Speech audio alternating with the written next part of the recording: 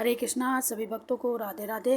तो आज श्रीमद् भागवत महापुराण के जो माने समाप्त होने के बाद जो लास्ट में है श्रीमद् भागवत महात्म्य, उसका द्वितीय अध्याय पढ़ रही हूँ।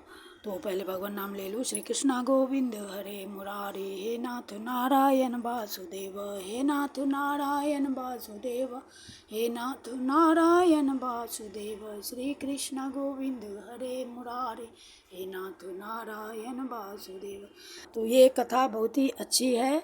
और भागवत खत्म होने के बाद मतलब परीक्षित कृष्ण भगवान जब अपने धाम चले गए उसके बाद जो हुआ था उसके बारे में लिखा हुआ है। तो ज़रूर पूरा कथा सुनिएगा आप लोग। यमुना और श्री कृष्ण पत्नियों का संवाद है। कीर्तनोत्सव में उद्धव जी का प्रकट होना है।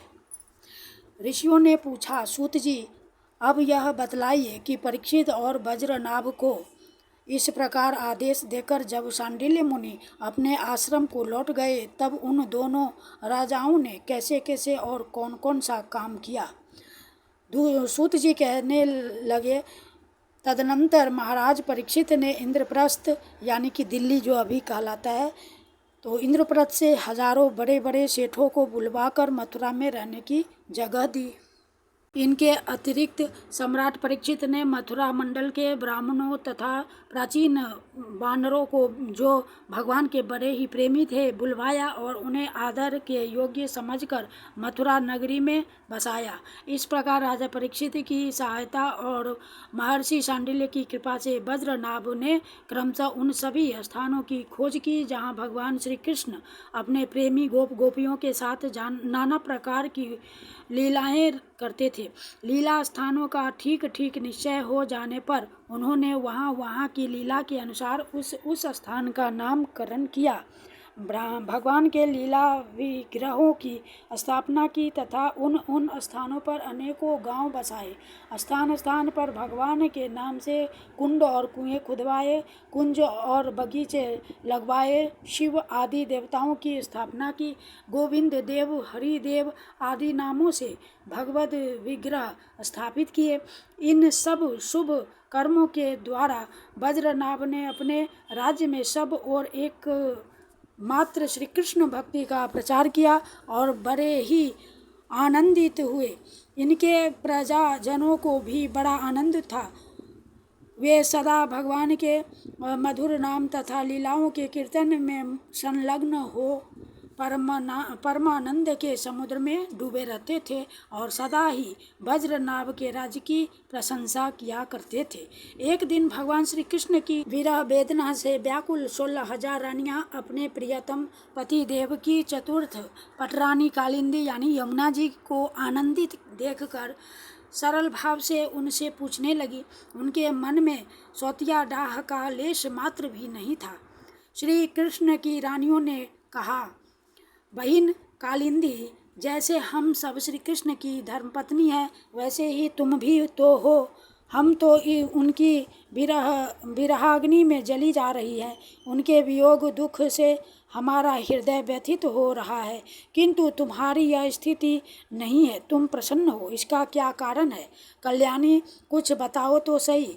उनका प्रश्न सुनकर यमुना जी हंस पड़ी। साथ ही यह सोचकर कि मेरे प्रियतम की पत्नी होने के कारण ये भी मेरी ही बहिनें हैं, पिघल गई। उनका हृदय द्रवित हो उठा। अतः वे इस प्रकार कहने लगी। यमुना जी ने कहा, अपनी आत्मा में ही रमण करने के कारण भगवान श्री कृष्ण आत्मा राम है और उनकी आत्मा है श्री राधा जी। मैं दासी की भांति राधा जी की सेवा करती रहती हूँ। उनकी सेवा का ही यह प्रभाव है कि विरह हमारा स्पर्श नहीं कर सकता। भगवान श्री कृष्ण की जितनी भी रानियां हैं सब की सब श्री राधा जी के ही अंश का विस्तार है। भगवान श्री कृष्ण और राधा सदा एक दूसरे के सम्मुख हैं। उनका परस्पर नित्य संयोग है। इसलिए राधा के स्वरूप में अंशतः विद्यमान जो श्री कृष्ण की अन्य रानियां हैं उनको भी भगवान का नित्य संयोग प्राप्त है। श्री कृष्ण ही राधा हैं और राधा ही श्री कृष्ण है। उन दोनों का प्रेम ही वंशी है तथा राधा की प्यारी सखी इंद्रावली भी श्री कृष्ण चरणों के नख रूपी चंद्रमाओं की सेवा में आसक्त रहने के कारण ही चंद्रावली नाम से कही जाती है। श्री राधा और श्री कृष्ण की सेवा में उसकी बड़ी लालसा, बड़ी लगन है, इसीलिए वह कोई दूसरा स्वरूप धारण नहीं करती। मैंने यही श्री राधा में ही रुक्मिणी आदि का समावेश देखा है। तुम लोगों का भी सर्वांश में श्री कृष्ण के साथ वियोग नहीं हुआ है, किंतु तुम इस रहस्य को इस रूप में जानती नहीं हो, इसलिए इतनी व्याकुल हो रही हो। इसी प्रकार पहले भी जब अक्रूर श्री कृष्ण को नंदगांव से मथुरा में ले आए थे, उस अवसर पर जो गोपियों को श्री कृष्ण से विरह की प्रतीति हुई थी, वह भी वास्तविक विरह नहीं, केवल विरह का आभास था। इस बात को जब तक वे नहीं जानती थी, तब तक उन्हें बड़ा कष्ट था। फिर जब उद्धव जी ने आकर उनका समाधान किया, तब वे इस बात को समझ सकी। यदि तुम्हें भी उद्धव जी का सत्संग प्राप्त हो जाए तो तुम सब भी अपने प्रियतम श्री कृष्ण के साथ नित्य विहार का सुख प्राप्त कर लोगी। सूत जी कहते हैं, ऋषिगण जब उन्होंने इस प्रकार समझाया, तब श्री कृष्ण की पत्नियां सदा प्रसन्न रहने वाली यमुना जी से पुनः बोली।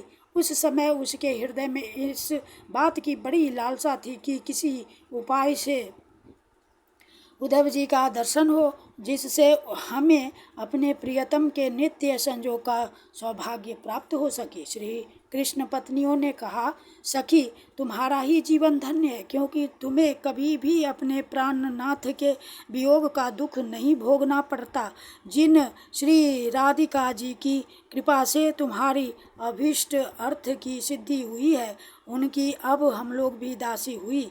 किंतु तुम अभी कह चुकी हो कि उद्धव जी के मिलने पर ही हमारे सभी मनोरथ पूर्ण होंगे, इसलिए कालिंदी अब ऐसा कोई उपाय बताओ जिससे उद्धव जी भी शीघ्र ही मिल जाएं।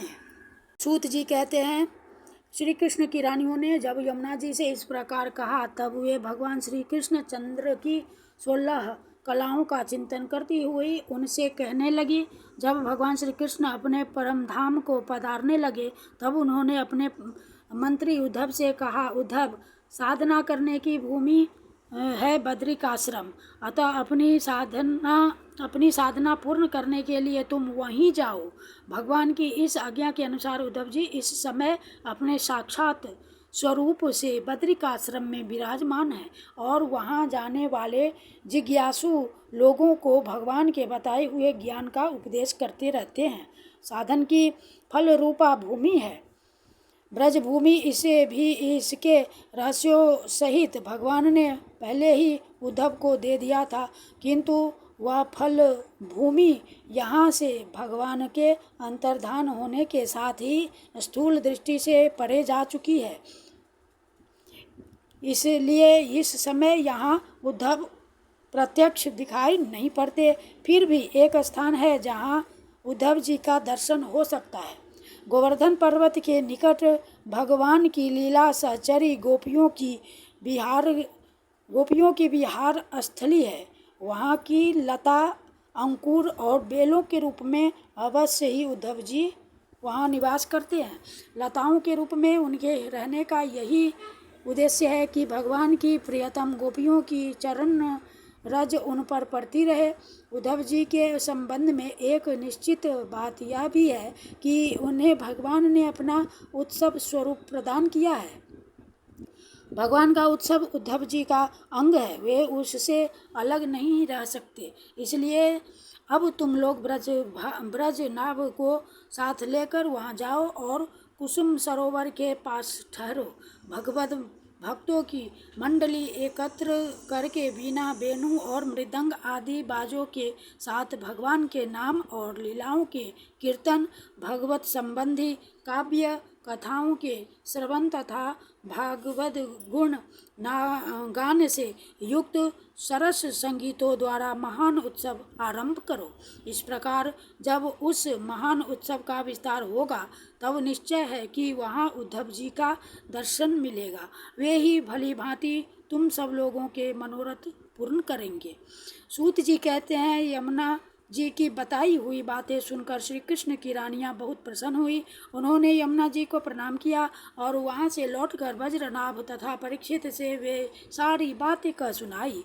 सब बातें सुनकर परीक्षित को बड़ी प्रसन्नता हुई और उन्होंने वज्रनाभ तथा श्री कृष्ण पत्नियों को उसी समय साथ ले उस स्थान पर पहुंचकर तत्काल वह सब कार्य आरंभ करवा दिया जो कि यमुना जी ने बताया था। गोवर्धन के निकट वृंदावन के भीतर कुसुम सरोवर पर जो सखियों की विहार स्थली है, वहाँ ही श्री कृष्ण कीर्तन का उत्सव आरंभ हुआ। वृषभानु नंदिनी श्री राधा जी तथा उनके प्रियतम श्री कृष्ण की वह लीला भूमि जब साक्षात संकीर्तन की शोभा से संपन्न हो गई, उस समय वहाँ रहने वाले सभी भक्तजन एकाग्र हो गए। उनकी दृष्टि, उनके मन की वृत्ति कहीं अन्यत्र न जाती थी। तदनंतर सबके देखते देखते वहाँ फैले हुए तृण, गुल्म और लताओं के समूह से प्रकट होकर श्री उद्धव जी सबके सामने आए। उनका शरीर श्याम वर्ण था, उस पर पीताम्बर शोभा पा रहा था। वे गले में बनमाला और गुंजा की माला धारण किए हुए थे तथा मुख से बारंबार गोपी वल्लभ श्री कृष्ण की मधुर लीलाओं का गान कर रहे थे। उद्धव जी के आगमन से उस